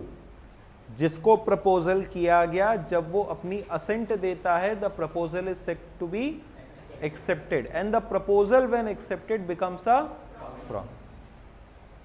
ठीक है, when the person to whom proposal is made signifies his assent thereto, the proposal is accepted and the proposal when accepted becomes a promise। अब इसके essential conditions क्या क्या निकले? Acceptance कौन दे सकता है? केवल वही दे सकता है जिसको प्रपोजल दिया गया। जैसे बोल्टन वर्सेस जोन्स के अंदर में अगर ऑफर या प्रपोजल स्पेसिफिकली बोल्टन या ब्रॉक को दिया गया तो बोल्टन उसको एक्सेप्ट नहीं कर सकता। हमने मयंक को ऑफर दिया तो जय उसको एक्सेप्ट नहीं कर सकता है। Acceptance must be absolute and unqualified. अब यहां पे एक अंतर क्रिएट होता है। ऑफर जो है वो कंडीशनल हो सकता है, एक्सेप्टेंस कंडीशनल नहीं हो सकती। Offer may be conditional but acceptance can not be conditional. You can not give an acceptance, नहीं तो उसको हम लोग क्या कहेंगे? अगर एक कंडीशनल एक्सेप्टेंस है, चलो लेट मी सी इसका सही जवाब कौन देता है। अगर एक एक्सेप्टेंस कंडीशनल है तो उसको क्या कहेंगे? क्वालिफाइड एक्सेप्टेंस को या कंडीशनल एक्सेप्टेंस को क्या कहते थे? Counter offer. उसी को तो हम लोग कहते थे काउंटर। हमने कहा, आपने कहा 10 रुपए में खरीद लो, हमने कहा ठीक है मंजूर है, लेकिन 10 नहीं 9 देंगे, तो मंजूर थोड़ी हुआ, वो तो क्या हो गया? Counter offer. तो acceptance must be absolute and unqualified, उसमें कोई शर्त नहीं होनी चाहिए। Acceptance must be communicated. Acceptance communicate होना बहुत जरूरी है। तुमने हमको ऑफर किया, सर हमारी घड़ी खरीद लीजिए, हम आपको दे रहे हैं, ठीक है, मात्र 4000 रुपये में। और हमने मनी मन सोच लिया, हमने मन सोचा हाँ ठीक है एक्सेप्टेड। तुमको बोला नहीं, अगले दिन आकर के हम तुमको 4000 रुपये देते हैं। आप कहते हैं किस चीज़ के सर? हमने कहा वो कल तुमने ऑफर किया था ना, हम उसको हाँ मान लिए थे।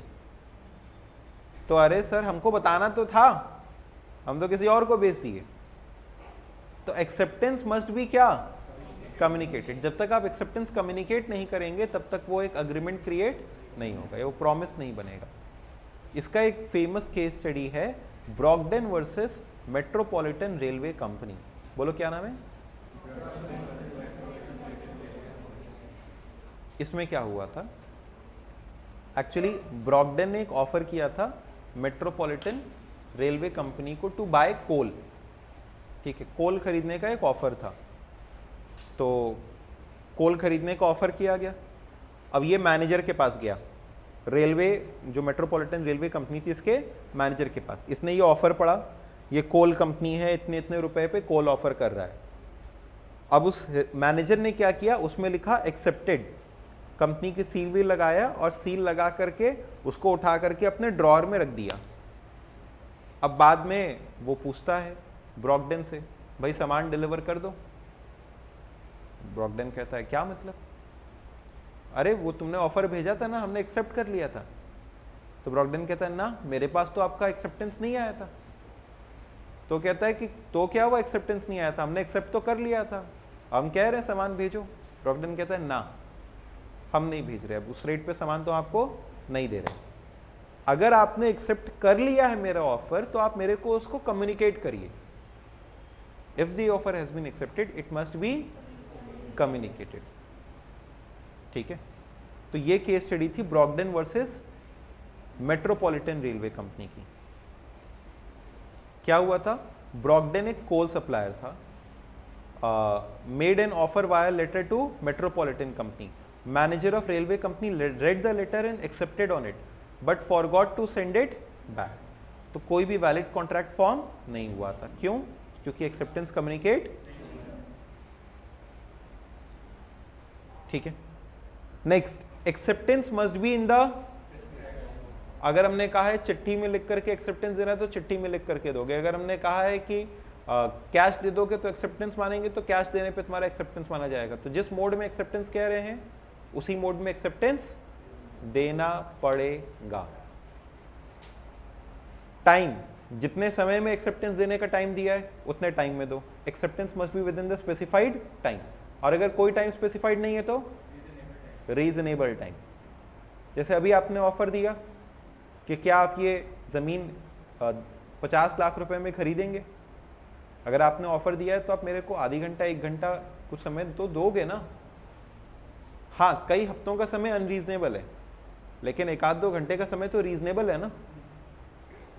तो this is it must be accepted with in a reasonable time.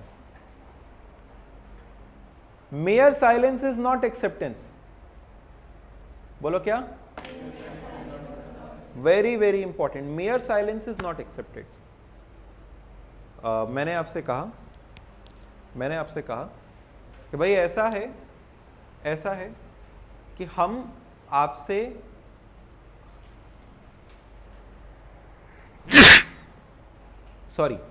हम आपको ये कैलकुलेटर बेच रहे हैं 200 रुपए में, इसको 200 रुपए में खरीदोगे ना? और आप चुप थे। 200 रुपए में खरीदोगे ना? और आप चुप थे। हमने कहा कुछ नहीं कहोगे तो मान लेंगे कि 200 रुपए में खरीद रहे हो। सर आप तो ऐसा ऑफर कर ही नहीं सकते, ये ऑफर ही गलत है। An offer can not contain a condition the non compliance of which amounts to acceptance. खैर, हमने कहा 200 रुपए में खरीदोगे ना? कुछ नहीं कह रहे हो तो हम उसको हाँ मान लेंगे। तो इसमें ये वाली बात भी लिख सकते हो कि an offer can not contain a term the non compliance of which amounts to acceptance. और ये भी लिख सकते हो कि mere silence does not amount to acceptance. दोनों में से कोई भी प्रोविजन लिख सकते हो कि mere silence is not, silent है तो एक्सेप्टेंस है नहीं, साइलेंस है तो एक्सेप्टेंस नहीं। ठीक है। केस स्टडी का नाम फेल्टहाउस वर्सेस बेंडले। अब फेल्टहाउस वर्सेस बेंडले में क्या हुआ?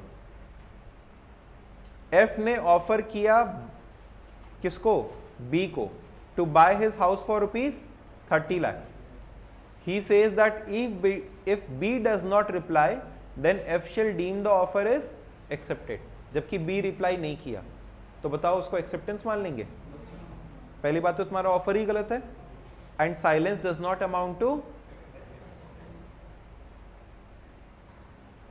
एक्सेप्टेंस। इंप्लाइड भी हो सकता है या फिर बाय कंडक्ट भी हो सकता है। एक बस जा रही थी, जैसे आप में से कोई ऑटो से आता है, आप में से कोई ऑटो से आता है? नहीं, कोई ऑटो से ट्रैवल, आप ऑटो से ट्रैवल करके आते हैं कौन से एरिया से? बेनिया से। अब जैसे मान लीजिए ये यहाँ से वापस जाती हैं बेनिया बाग, ठीक है, Beniya Bagh is again an area in Varanasi. वहाँ से आप वापस जाती हैं बेनिया बाग के लिए ऑटो पकड़ करके, तो ऑटो वाला चिल्ला रहा होगा बेनिया बेनिया बेनिया बेनिया बेनिया बेनिया। ये कुछ रिप्लाई नहीं करती हैं, जाती हैं सीधे भैया ऑटो में बैठ जाती हैं। ठीक है। अब ये बेनिया बाग पे उतर रही हैं, ऑटो वाला कहता है पैसे, ये कहती है नहीं चाहिए। कहता है अरे पैसे दीजिए मैडम। क्यों? अग्रीमेंट तो हुआ नहीं, ऑफर हुआ नहीं, एक्सेप्टेंस तो हमने दिया नहीं। तुम ऑफर कर रहे थे, हमने तो नहीं कहा कि हाँ हम बेनिया बाग पे जाएंगे, हम तो बैठ गए थे। तुम कह देते कि नहीं उतर जाइए। मैडम आपका ऑटो में जा करके बैठ जाना, वो अगला चिल्ला रहा है बेनिया बेनिया बेनिया, उसका ऑफर है। आप ऑटो में जा करके बैठ गए और मस्ती से ट्रैवल कर लिया आपने, वो आपका एक्सेप्टेंस है। तो एक्सेप्टेंस मस्ट बी इम्प्लाइड या फिर बाय, मस्ट बी नहीं, मे बी इम्प्लाइड या फिर बाय कंडक्ट। आपके कंडक्ट क्या था? एक इम्प्लाइड एक्सेप्टेंस था। इम्प्लाइड का मतलब वो शब्दों में नहीं था, एक होता है एक्सप्रेस, शब्दों में। हाँ, हमको आपका ये बेनिया बाग ले जाने का ऑफर 10 रुपए के कॉस्ट में मुझको मंजूर है, दिस इज एक्सप्रेस्ड। जाके बैठ गए मजे से अपना आराम से, दिस इज इम्प्लाइड। ठीक है बात? चलो भाई, अगला टॉपिक है time limit for offer, communication of offer and acceptance, और फिर mode of revocation.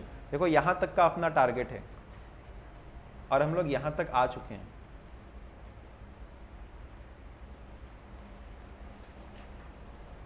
Time limit for communication of offer and acceptance. सुनो, ए ने एक चिट्ठी भेजी है किसको? बी को। ए ने चिट्ठी भेजी बी को। ये इसने चिट्ठी कब भेजी? नहीं लिखा है इसमें, हटाओ। ए ने चिट्ठी भेजी बी को।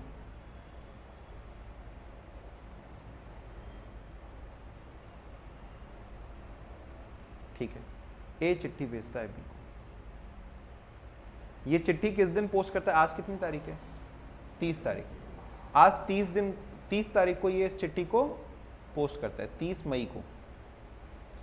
ये इसके पास चिट्ठी पहुंचती है, भाई तुरंत तो पहुंच नहीं जाती है, फिर भी अगला स्पीड पोस्ट करता है, ठीक है, ब्लू डॉट से करता है, जो भी करता है, लेकिन चिट्ठी भेजता है। और ये पहुंचता है से फॉर एग्जाम्पल 2 जून को, 2 जून को। 2 जून को इनके पास ये चिट्ठी पहुंचती है, लेकिन ये भी व्यस्त रहती हैं, तो ये इस चिट्ठी को 3 तारीख को खोल करके देखती हैं। ये इसको ओपन करके कितने तारीख को देखती है? 3 तारीख को ओपन करके देखती है। ये बताओ इसका ऑफर कब माना जाएगा कि कम्युनिकेट हो गया? 30 तारीख को, 2 तारीख को या 3 तारीख को? 30, 2, 3, जवाब है 3 तारीख।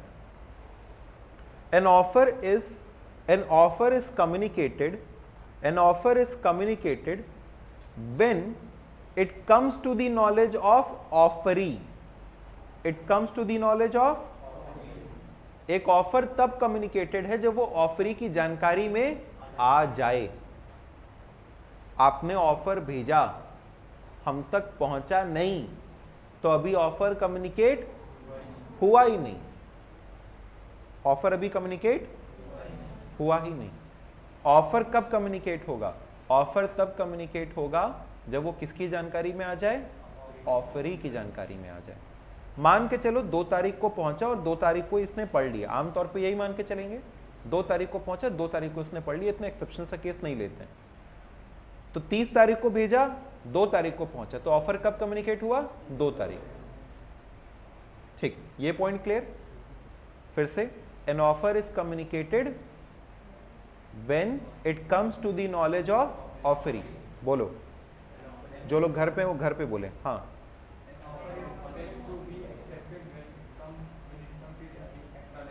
गलत, फिर से, एन ऑफर इज,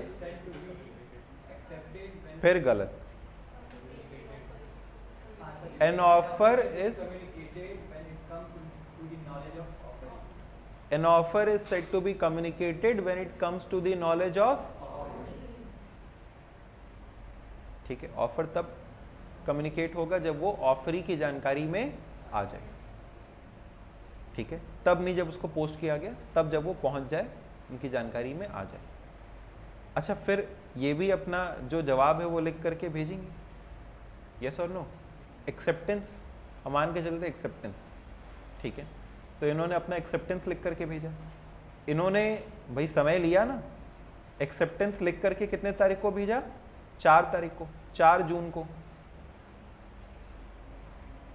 4 जून को इसने अपना एक्सेप्टेंस भेजा और इस तक पहुंचा, इसने नॉर्मल पोस्ट से भेजा था, इसको 10 तारीख को मिला है। ठीक है, अब बताओ एक्सेप्टेंस कब कम्युनिकेट हुई? इसकी एक्सेप्टेंस कब कंप्लीट हुई? एवरीबॉडी, एक्सेप्टेंस कब कंप्लीट हुई? 4 तारीख या 10 तारीख? अब सुनना, एक्सेप्टेंस दोनों लोगों के लिए अलग अलग होगा, ए के लिए अलग होगा और बी के लिए, यानी सर आप कह रहे हो ए का एक्सेप्टेंस अलग कंप्लीट, बी का एक्सेप्टेंस अलग कंप्लीट? हाँ, ए के लिए अलग, बी के लिए अलग। पहले बताओ ऑफर कब हुआ था? 2 तारीख। Acceptance as against the offeror, ये ऑफरर था, ऑफरर के लिए एक्सेप्टेंस तभी कंप्लीट हो गया जब इसको पोस्ट में डाल दिया गया था। Acceptance is complete as against the offeror when it is put into course of transmission. and acceptance is complete as against the offeree when it reaches the offerer या proposer. जब ये ऑफरर के पास पहुंच जाए या जब ये इसको कम्युनिकेट हो जाए तब बी के लिए कंप्लीट, लेकिन ए के लिए एक्सेप्टेंस कब कंप्लीट हो जाता है? 4 तारीख को ही, when it is put into the course of transmission. Speak out.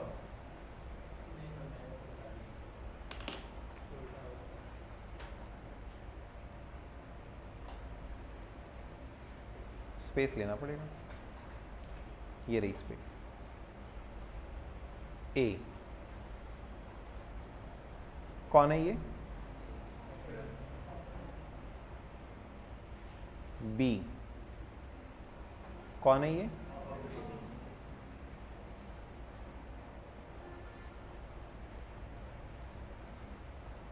इसने ऑफर लेटर भेजा.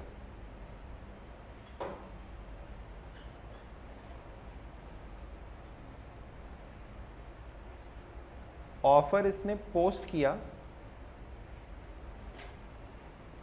1 जुलाई को. ऑफर पहुंचा 4 जुलाई को.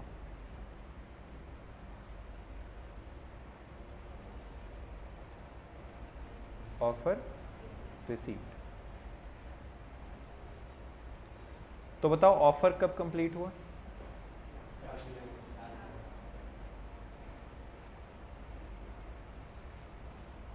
When it comes to the knowledge of offering, 4 जुलाई को कंप्लीट हुआ. इसने अपना एक्सेप्टेंस बना के भेजा. इसने क्या बना के भेजा? एक्सेप्टेंस.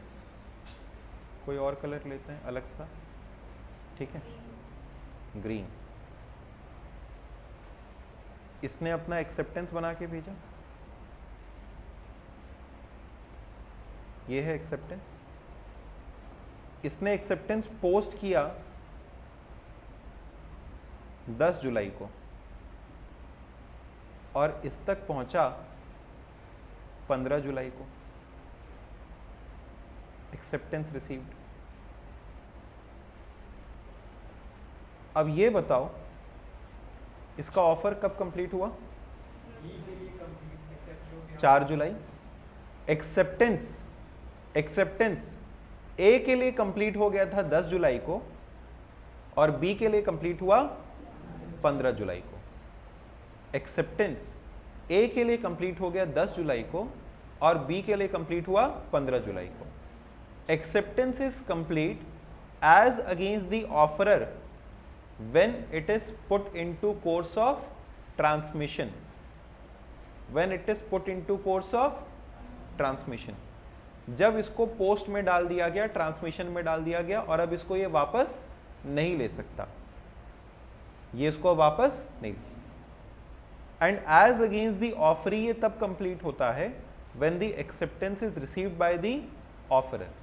यानी ऑफरी के लिए तब कंप्लीट जब ऑफरर को जानकारी हो जाए, और ऑफरर के लिए तब कंप्लीट जब ऑफरी इस एक्सेप्टेंस को क्या कर दे?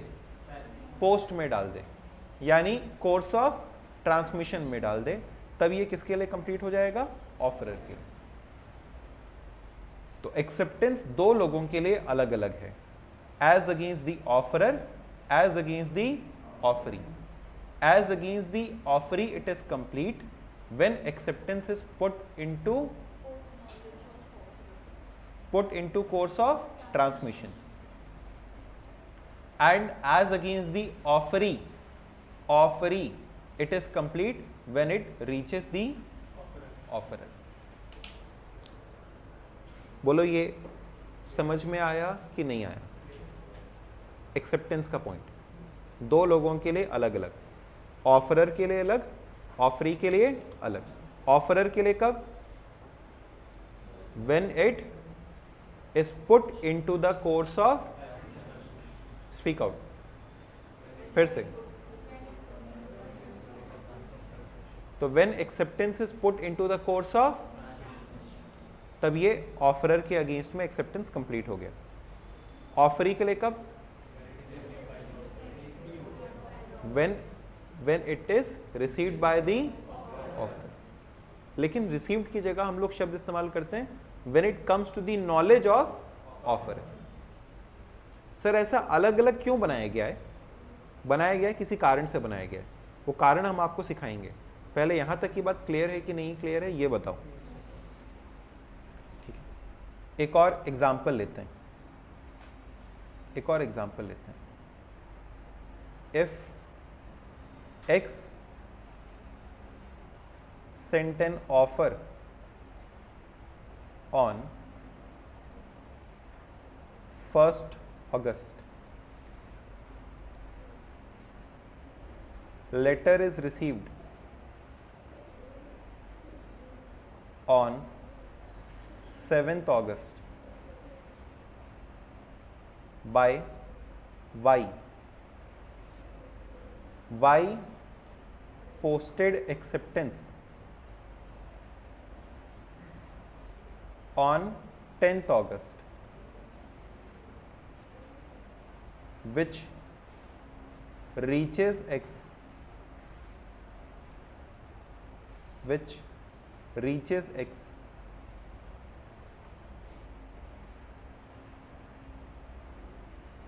on 12th August. बताओ ऑफर कब कंप्लीट हुआ?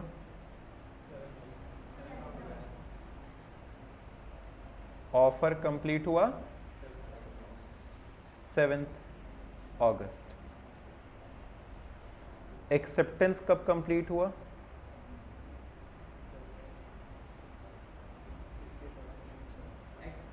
As against offeror. ऑफरर कौन है? एक्स। कब कंप्लीट हुआ? जब इसने इसको पोस्ट कर दिया। कब? और अगेंस्ट ऑफरी यानी कौन? वाई। कब कंप्लीट हुआ?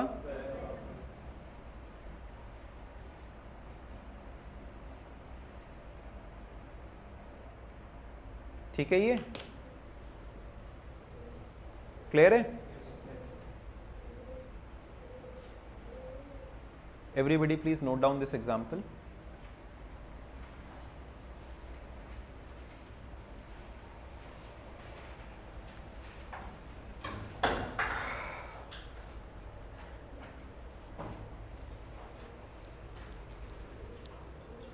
Everyone in the live section please confirm. Everyone in the online live section please confirm. Is this clear?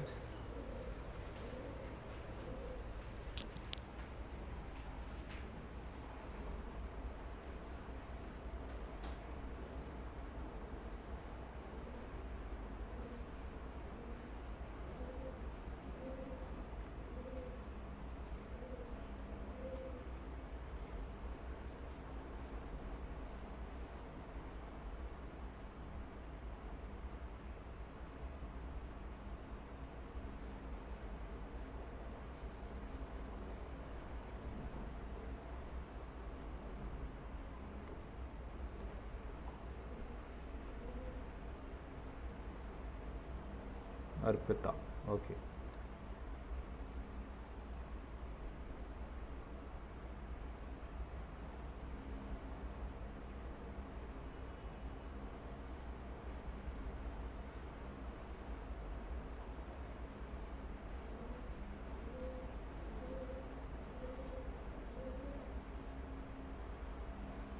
प्रीति,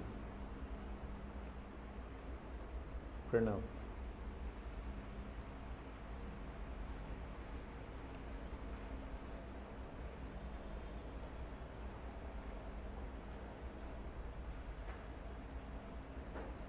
जागृति।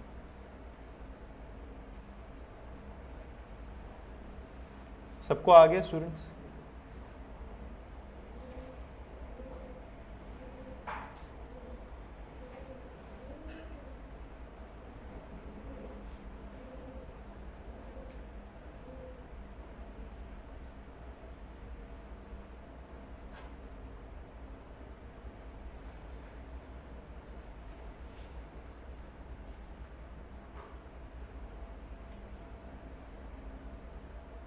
आगे बढ़े।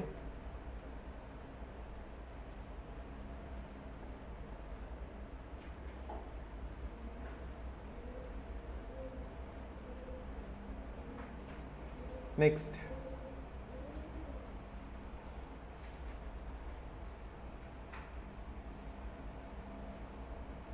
नेक्स्ट,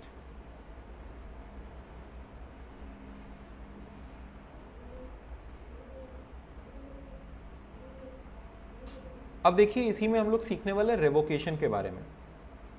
कोई भी ऑफर रिवोक कब कर सकते हैं, जैसे हमने आपको सिखाया कि ऑफर कब कंप्लीट होता है, एक्सेप्टेंस कब कंप्लीट होता है। वो रिवोक कब कर सकते हैं, जब तक वो कंप्लीट नहीं हुआ है, जब तक वो, जैसे इस एग्जांपल को देखना और फिर मेरे को ऊपर वाला करके बताना। मैं इस ऑफर को पोस्ट कर रहा था 1 जुलाई को, ऑफर पहुंचा 4 जुलाई को, एक्सेप्टेंस पोस्ट हुई 10 जुलाई को। अब ये ऑफरर क्या रिवोक करेगा, रिवोक करने का मतलब होता है वापस लेना। ऑफरर क्या वापस लेगा, अपना ऑफर, और ये ऑफरी या फिर जो एक्सेप्टर है वो क्या वापस लेगा, अपना एक्सेप्टेंस। भाई हम अपना ऑफर वापस छीन सकते हैं, आप अपना एक्सेप्टेंस वापस ले सकते हैं, ठीक है। अब जैसे मान लो आम तरीके से बात करते हैं, मैंने तुमको ऑफर किया कि क्या आप ये रिमोट मेरे से 200 रुपए में खरीदेंगे। अगर आपने यस कर दिया तो अग्रीमेंट बन गया। मैंने अभी आपको कहा है, अभी तक आपने यस नहीं किया, तो हम कह रहे हैं अच्छा नहीं छोड़िए हटाइए, हम नहीं बेचेंगे। अगर तुम यस कर देते तो अग्रीमेंट बन जाता, लेकिन जब तक तुमने अपनी एक्सेप्टेंस नहीं दी है तब तक तो हम उसको वापस ले सकते हैं। बोलो हाँ कि ना, तब तक हम उसको वापस ले सकते हैं। तो बताओ ऑफर कब तक रिवोक कर सकते हैं। Offer can be revoked before acceptance on behalf of offeror, 10 जुलाई से पहले पहले। अच्छा, तभी इसको अलग अलग कर रहे थे, ऑफरर का अलग, ऑफरी का अलग। तो ऑफरर कब रिवोक कर सकता है अपना offer, before acceptance is completed as against the offeror, यानी 10 जुलाई से पहले पहले। ऑफरी क्या रिवोक करेगा, एक्सेप्टेंस। अब वो तो उसने पोस्ट में डाल दिया, जब तक पोस्ट में नहीं डाला इसका मतलब ऑफर ही नहीं, एक्सेप्टेंस ही नहीं किया था, तो उससे पहले तो कर ही सकता था, लेकिन पोस्ट में डाल दिया तो ऑफरर तक ये पहुंचे, इससे पहले ये क्या कर सकता है, इसका रिवोकेशन। भाई ये इसको पोस्ट में भेज रहा था, उससे पहले कॉल करके बोल दे कि नहीं भाई हमको आपका ऑफर मंजूर नहीं है, तो इसका एक्सेप्टेंस क्या हो जाएगा, रिवोक। या हम अपनी एक्सेप्टेंस वापस लेते हैं, हम अपनी एक्सेप्टेंस, तो एक्सेप्टेंस इस तक पहुंचने से पहले रिवोक किया जा सकता है। तो ये अपना ऑफर रिवोक कर सकता है before acceptance is completed as against the offeror, और ये अपनी एक्सेप्टेंस रिवोक कर सकता है before acceptance is completed as against the offeree, ठीक है। यानी ऑफर कब तक रिवोक हो सकता है, 10 जुलाई तक। एक्सेप्टेंस किससे पहले रिवोक हो सकता है, 15 जुलाई से पहले पहले। अगर आपको वापस लेना है तो ले लो, नहीं तो अग्रीमेंट बन जाएगा, बाइंडिंग अग्रीमेंट बन जाएगा, फिर तुम वापस नहीं ले सकते। चलो इसमें बताओ, offer can be revoked before, offer can be revoked before, offer किससे पहले रिवोक करेंगे, 10th of August. Acceptance can be revoked before 12th August. Clear हुआ, लिख लो नीचे, इसी एग्जाम्पल के नीचे लिखो, offer can be revoked before 10th August, acceptance can be revoked before 12th August. Offer can be revoked before 10th August, acceptance can be revoked before 12th August. Offer 10 अगस्त से पहले और एक्सेप्टेंस 12 अगस्त से पहले पहले आप रिवोक कर सकते हैं।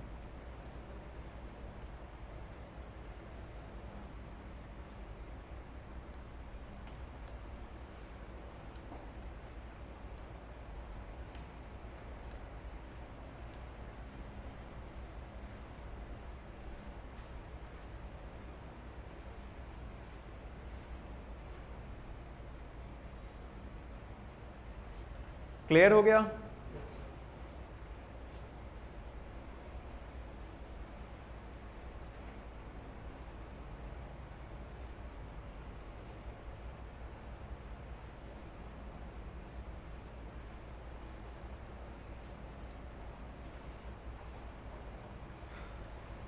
देखो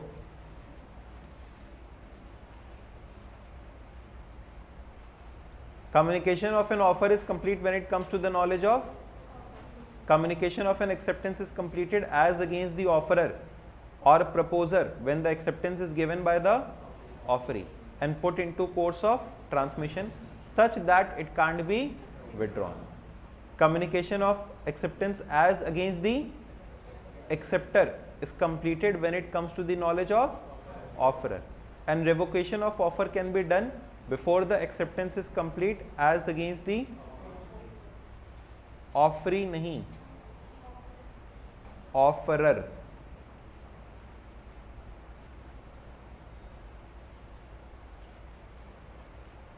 And revocation of acceptance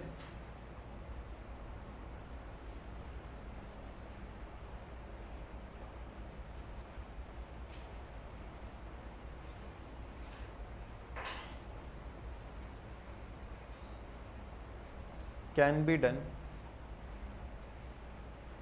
before acceptance is complete. कैसे? As against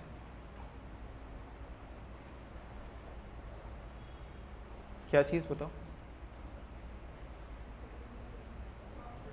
हाँ,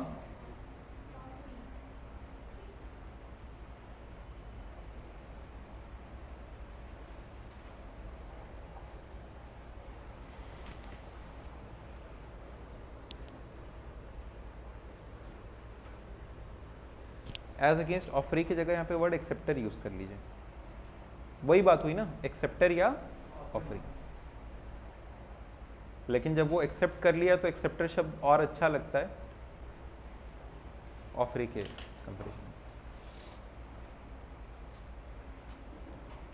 ठीक है, अच्छा, ऑफर को रिवोक करने के क्या क्या तरीके हो सकते हैं? नोटिस दे दो, हम अपना ऑफर वापस लेते हैं। जो कंडीशंस थे ऑफर के उसको पूरा मत करो तो भी सामने वाले का ऑफर अपने आप क्या हो जाएगा? रिवोक। आपने कहा था कि भाई मेरे को लिखित में देना, ये मेरा ऑफर था, आपने लिखित में नहीं दिया तो अपने आप ऑफर क्या हो गया? रिवोक। लैप्स ऑफ टाइम, आज भर में देना था जवाब, आज भर आपने रिप्लाई नहीं किया तो ऑफर अपने आप रिवोक। अगर डेथ या इंसैनिटी हो जाए, इंसैनिटी का मतलब पगला जाए, जो ऑफरी था उसकी मृत्यु हो जाए, जिसको हम ऑफर दिए थे उसकी मृत्यु हो जाए, या फिर वो इनसेन हो जाए, पगला जाए। अगर इलीगल हो जाए, आपने अपने फ्रेंड को ऑफर दिया तंबाकू गुटखा पान मसाला के लिए, और मान लो कि वो तंबाकू गुटखा पान मसाला इलीगल हो जाए, ठीक है, तो फिर इट विल बी क्या? रिवोक्ड। काउंटर ऑफर, हमने आपको ऑफर दिया, आपने बदले में एक ऑफर दे दिया मेरे को कि 10 में नहीं 9 में खरीदेंगे, बेचोगे क्या? तो मेरा पुराना वाला ऑफर क्या हो गया? रिवोक। और अगर हमने आपका prescribed mode of acceptance offer नहीं किया तो भी मेरा ऑफर रिवोक हो जाता है। तो these are the different modes for revocation of offer. और ये था हमारा आज का आखिरी टॉपिक। आप सभी से रिक्वेस्ट है कि एक बार नेक्स्ट क्लास से पहले रिकैप कर लेना, और अगर आपने मेरी फर्स्ट क्लास नहीं की है तो प्लीज़ फर्स्ट क्लास देख लेना एक बार वीडियो सेशंस में से, बहुत इंपॉर्टेंट है। ठीक है, हम लोग इस चैप्टर को नेक्स्ट क्लास में कंटिन्यू करेंगे। बहुत ही अमेजिंग और अच्छी पेस पे हम लोग मूव अहेड कर रहे हैं, बस हम चाहते हैं कि आप लोग साथ साथ में थोड़ी पढ़ाई करते रहें। ठीक है, thank you so much students, next class मिलते हैं, टाटा बाय बाय। अब जो भी सवाल हो, जो भी डाउट्स हो, आपको पूछ सकते हैं।